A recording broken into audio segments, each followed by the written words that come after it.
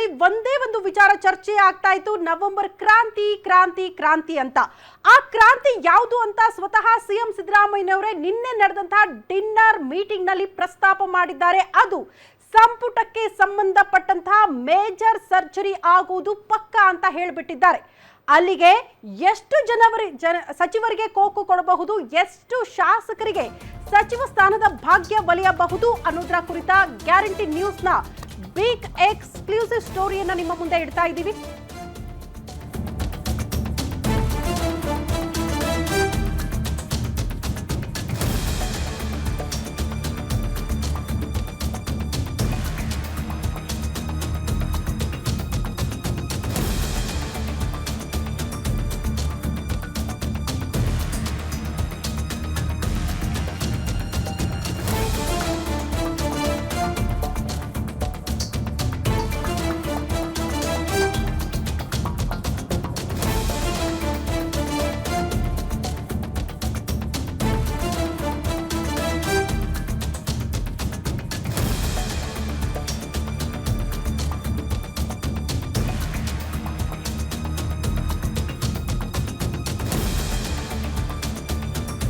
ಇದು ಗ್ಯಾರಂಟಿ ನ್ಯೂಸ್ನ big exclusive story.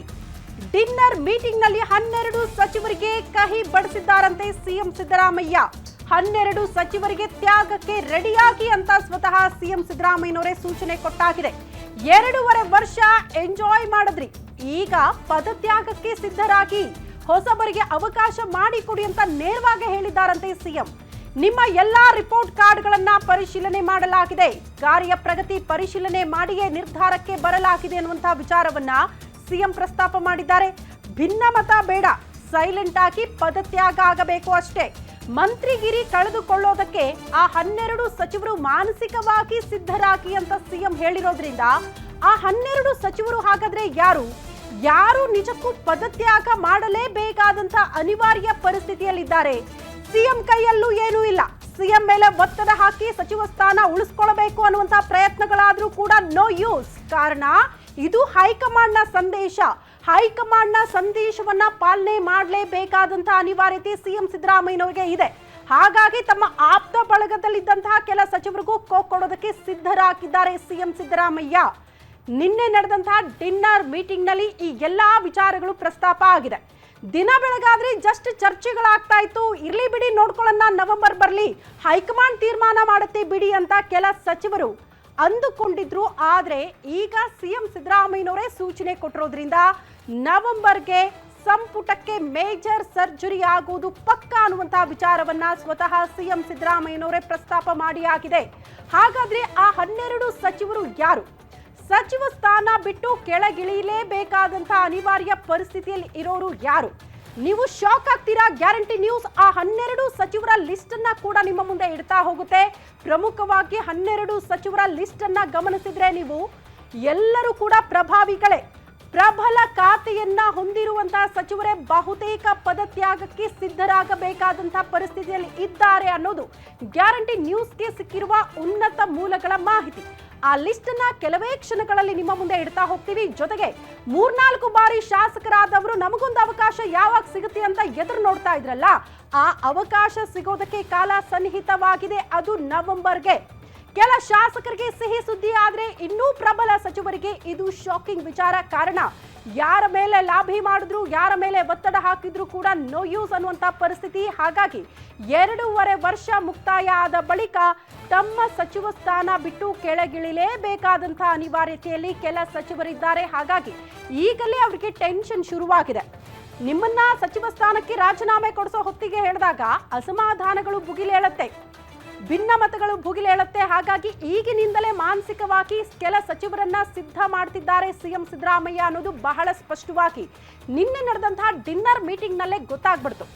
ನಿನ್ನೆಯೇ ಆ ಸಂದೇಶ ಕೊಟ್ಟಿದ್ದಾರೆ ಅಂದ್ರೆ ಮಾನಸಿಕವಾಗಿ ಸಿದ್ಧರಾಗಿ ಯಾವ ಕ್ಷಣಕ್ಕಾದ್ರೂ ನಿಮಗೆ ಕಾಂಗ್ರೆಸ್ ಹೈಕಮಾಂಡ್ ನಿಂದ ಸೂಚನೆ ಬರಬಹುದು, ರಾಜೀನಾಮೆ ಕೊಡೋದಕ್ಕೆ ಮಾನಸಿಕವಾಗಿ ಸಿದ್ಧರಾಗಿರಿ ಅನ್ನುವಂತಹ ಸೂಚನೆಯನ್ನ ಬಹಳ ಸ್ಪಷ್ಟವಾಗಿ ಸಿದ್ದರಾಮಯ್ಯನವರ ಕೊಟ್ಟು ಬಿಟ್ಟಿದ್ದಾರೆ. ಅಲ್ಲಿಗೆ ನವೆಂಬರ್ಗೆ ಸಂಪುಟಕ್ಕೆ ಸರ್ಜರಿ ಆಗುವುದು ಪಕ್ಕಾ ಆಗ್ತಾ ಇದೆ. ಆ ಮೂಲಕ ಸಿದ್ದರಾಮಯ್ಯನವರು ತಮ್ಮ ಸಿಎಂ ಕುರ್ಚಿಯನ್ನ ಗಟ್ಟಿಗೊಳಿಸುವ ಪ್ರಯತ್ನವನ್ನ ಕೂಡ ಮಾಡ್ತಿದ್ದಾರೆ. ಸಂಪುಟಕ್ಕೂ ಸರ್ಜರಿ ಬೇಡ ಅಂದ್ಬಿಟ್ರೆ ಅವರ ಸ್ಥಾನಕ್ಕೆ ಕುತ್ತು ಬರುವಂತ ಆತಂಕ ಸಿದ್ದರಾಮಯ್ಯನವ್ರಿಗಿದ್ದೇ ಇದೆ. ಹಾಗಾಗಿ ಕಾಂಗ್ರೆಸ್ ಹೈಕಮಾಂಡ್ ಹೇಳಿದ್ದನ್ನ ಪಾಲಿಸಲೇಬೇಕಾದಂತಹ ಪರಿಸ್ಥಿತಿ ಸಿಎಂ ಸಿದ್ದರಾಮಯ್ಯನವರದ್ದು. ಹಾಗಾಗಿ ಆ ಸೂಚನೆಯನ್ನ ಇಂಪ್ಲಿಮೆಂಟ್ ಮಾಡೋ ಕಾರಣಕ್ಕೆ ಮೋಸ್ಟ್ಲಿ ನಿನ್ನೆ ಡಿನ್ನರ್ ಮೀಟಿಂಗ್ ಆಯಿತು ಅಂತ ಅನ್ಸುತ್ತೆ. ಈ ಮೀಟಿಂಗ್ ಬಹಳ ಮಹತ್ವ ಪಡೆದುಕೊಂಡಿದ್ದು ಸಂಪುಟ ಸರ್ಜರಿಯ ವಿಚಾರಕ್ಕೆ ಸಂಬಂಧಪಟ್ಟಂತೆ. ಬೇರೆ ಚರ್ಚೆಗಳು ಕೂಡ ಆಗಿದೆ, ಇಲ್ಲ ಅಂತ ಅಲ್ಲ, ಬಟ್ ಇಲ್ಲಿ ಮೇಜರ್ ಆಗಿ ಚರ್ಚೆ ಆಗಿರೋದು ಸಂಪುಟದ ವಿಚಾರಕ್ಕೆ ಸಂಬಂಧಪಟ್ಟಂತೆ.